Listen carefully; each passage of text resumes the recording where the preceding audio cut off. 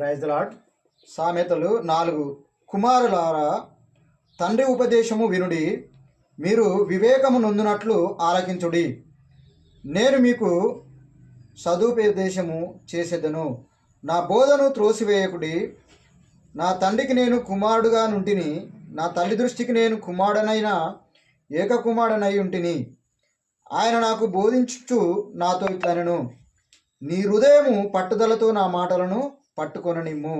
నా ఆజ్ఞలను గైకొనిన ఎడల నీవు బ్రతుకుదువు. యూట్యూబ్లో వాక్యం వింటున్న ప్రియ సహోదరి సహోదరుడా, ఈ యొక్క ఉదయకాల సమయంలో దేవుడు మనతో మాట్లాడుతున్నటువంటి మాట ఏంటంటే, కుమారులారా, తండ్రి ఉపదేశము వినుడి. మనము తల్లిదండ్రులకు లోబడి జీవించాలి. తల్లిదండ్రుల యొక్క మాటను మనము గౌరవించాలి. తల్లిదండ్రులకు లోబడి జీవించాలి. అందుకనే దేవుని వాక్యం ఏమని సెలవిస్తుందంటే, జ్ఞానము సంపాదించుకొనుటే జ్ఞానమునకు ముఖ్యాంశము. కాబట్టి తల్లిదండ్రుల యొక్క మాటకు విధేయత నువ్వు చూపించాలంటున్నాడు. ఇంకేమంటుండంటే, నీ సంపాదన అంతా ఇచ్చి బుద్ధి సంపాదించుకోనమంటున్నాడు. కాబట్టి సంపాదన అంటే ఈ లోకంలో ఉన్నటువంటి విలువైన ఏ వస్తువైనా దేవునికి సాటి అయినది కాదు.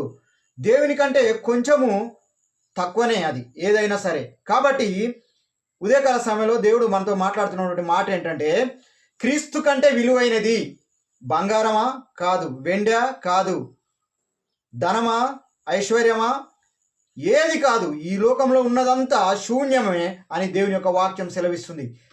ఎవరు ముఖ్యం అంటే దేవుడే. కాబట్టి నీ సంపాదన అంతా ఇచ్చి బుద్ధి సంపాదించుకో. బుద్ధి అంటే జ్ఞానమును సంపాదించుకుంటే సమస్తమును సంపాదించుకున్నట్లే. జ్ఞానం నీలో ఉందనుకో, ఏదంటే వెండి కానీ, బంగారం కానీ, డబ్బు కానీ, ఐశ్వర్యం కానీ, ఘనత కానీ, తెలివి కానీ సమస్తమును నీ దగ్గరికి పరిగెత్తుకుంటూ నీ కాళ్ళ దగ్గరికి వస్తాయి.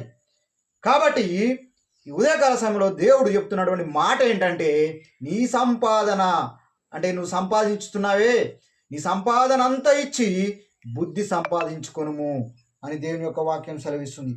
అప్పుడు దీర్ఘాయువును నీకు ఇస్తానంటున్నాడు. నీవు జీవించే సంవత్సరములు అధికంగా చేస్తానంటున్నాడు.